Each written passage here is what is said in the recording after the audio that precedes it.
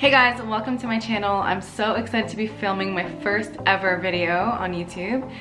I am basically here to introduce myself, let you guys know who I am and what I plan to do with this channel, and then a little bit about my journey as a Canadian girl coming to the UK and basically starting off my law school experience. So I hope you guys like it. Please like, subscribe, do all the do's. You guys know what to do.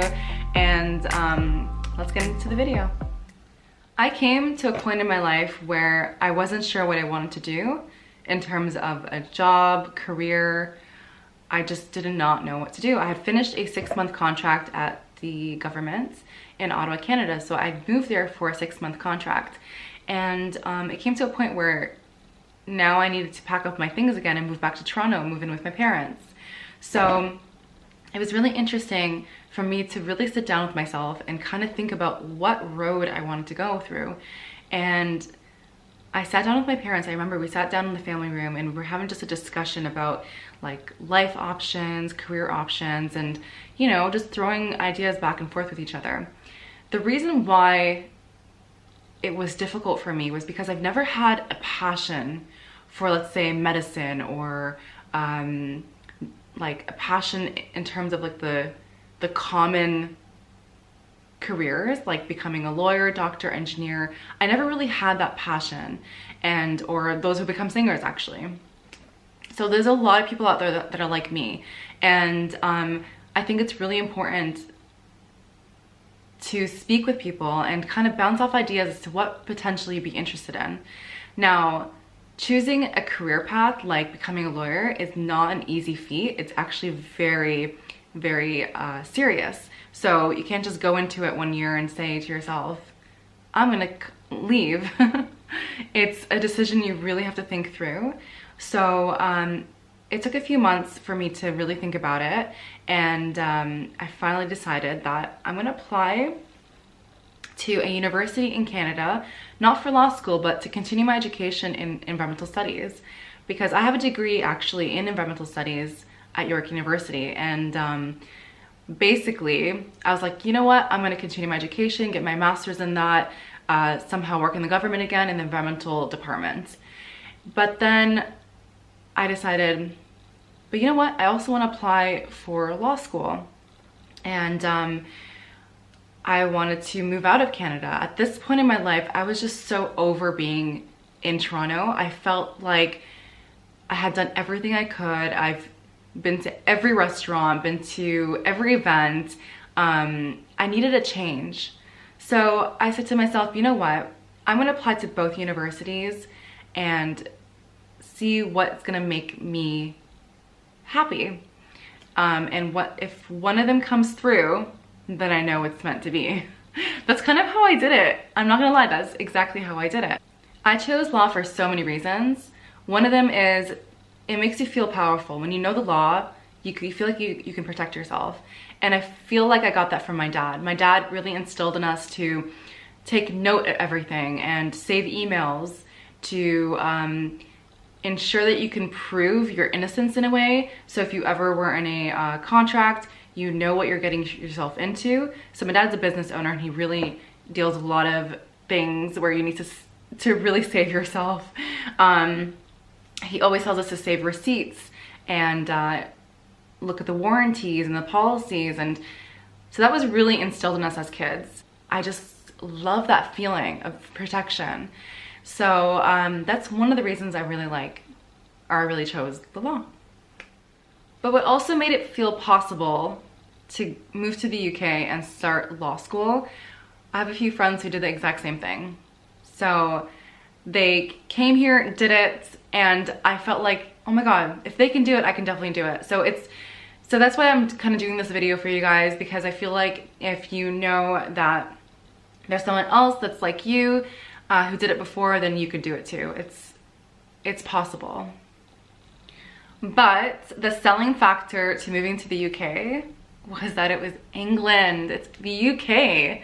So I don't know if you guys are like me, but when I think of England, I think of like tea and biscuits and like, you know, quaint little cute roads and brick roads and the beautiful, beautiful woodlands.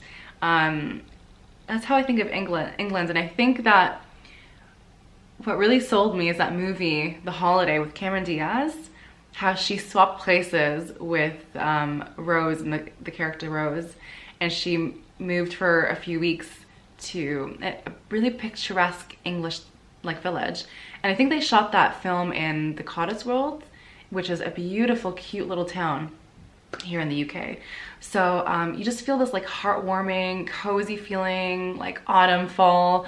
Even in the springtime, it's just so gorgeous. Like I really want to experience that. And like I said before, Canada to me, I felt like it was time for me to move on. And that's exactly what I want to do, just experience it.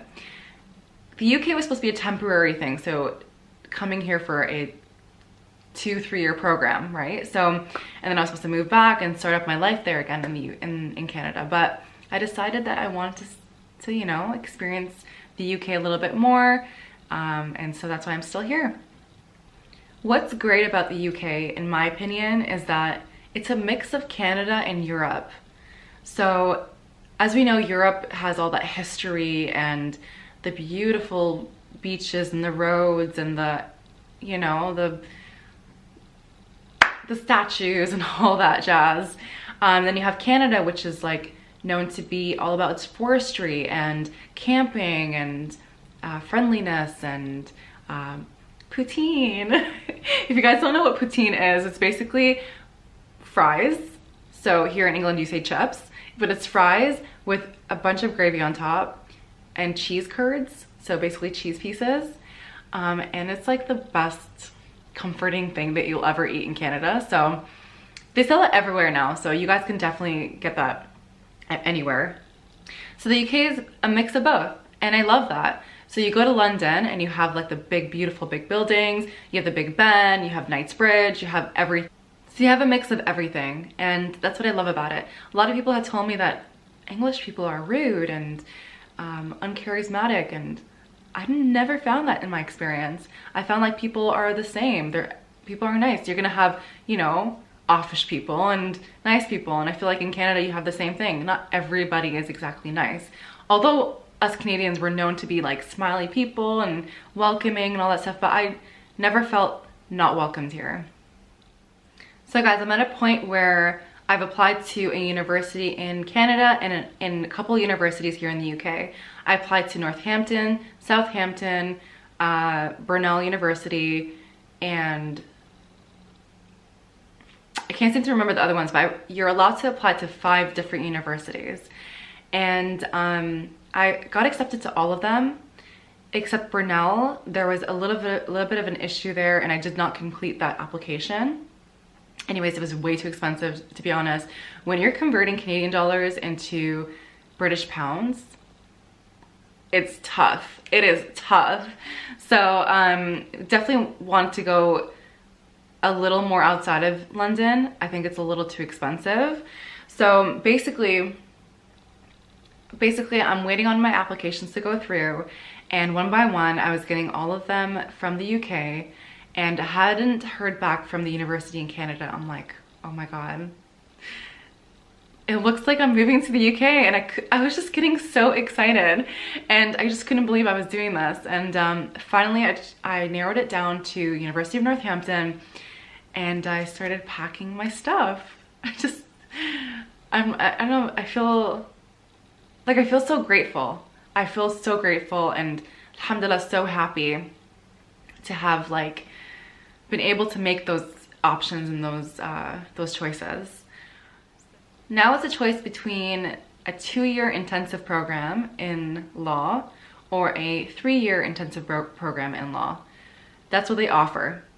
You can do 2 years instead of 3 years, or choose to do 3 years. It's really a preference.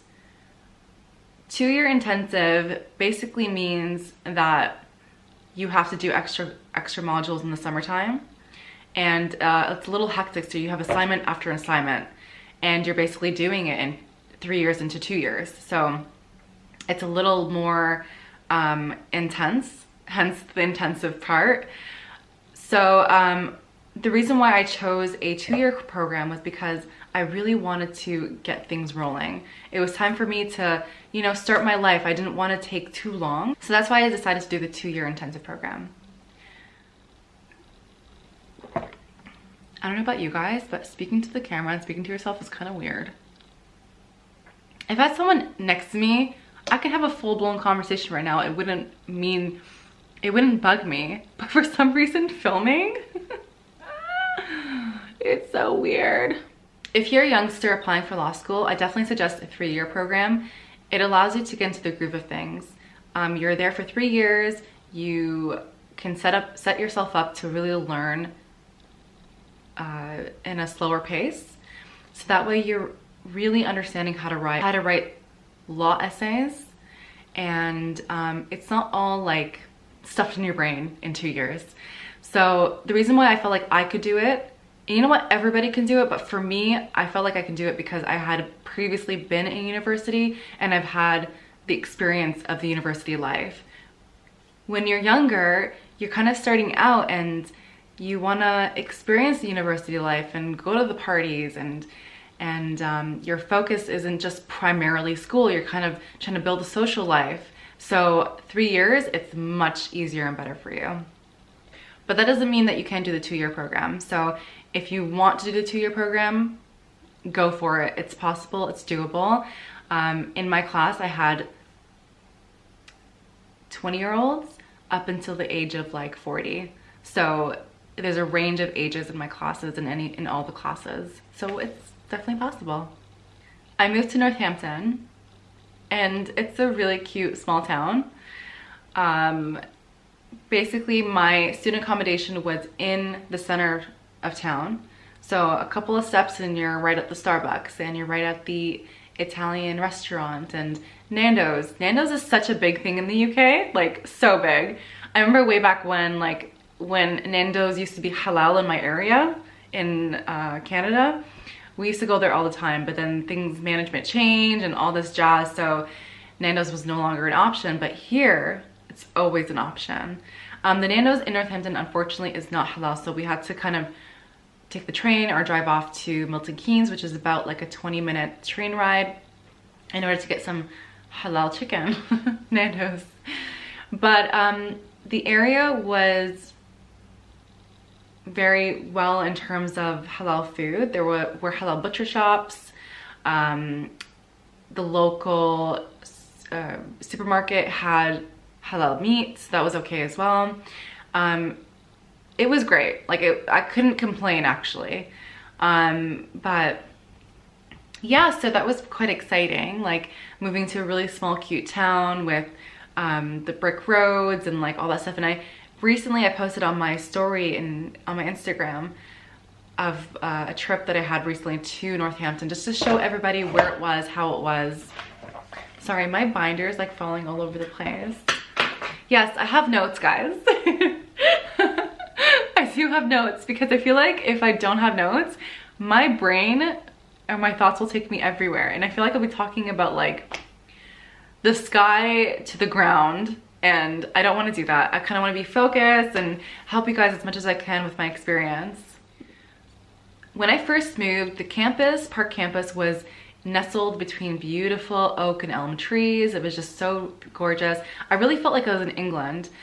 But the second year, the campus moved to town, so closer to my student accommodation. And I couldn't like believe how much of a change it was. It was more tech advanced. The building was very modern. Well, the buildings were very modern. So it was just a much bigger campus, and definitely not what attracted me to England in the first place, but it was an adjustment, definitely an adjustment. I was living in student accommodation, and there's a whole story about student accommodation. It's like, it's not for everybody. And since I'm not like 20 years old, I was kind of iffy about it. Because I remember I used to have my own place. When you have your own place and then you're kind of pushed to move in with a couple other people, you feel a little off about it, and you like your own space, you're so used to it. The great thing about this student accommodation is that we all had our own washrooms, which was great. So we had our rooms and we had our own washrooms. My camera just shut off just like that. Okay, interesting. I guess it felt like I wasn't recording anymore. I don't know. Anyways, so going back to my student accommodation story, we all had our own washrooms and we all shared a kitchen. So it was basically called a flat with 7 rooms, all with washrooms, and then we shared a kitchen. Sharing a kitchen with people you don't know is like the worst experience. That's the part I did not enjoy, because you may be a clean person, but the one living next to you is not very clean.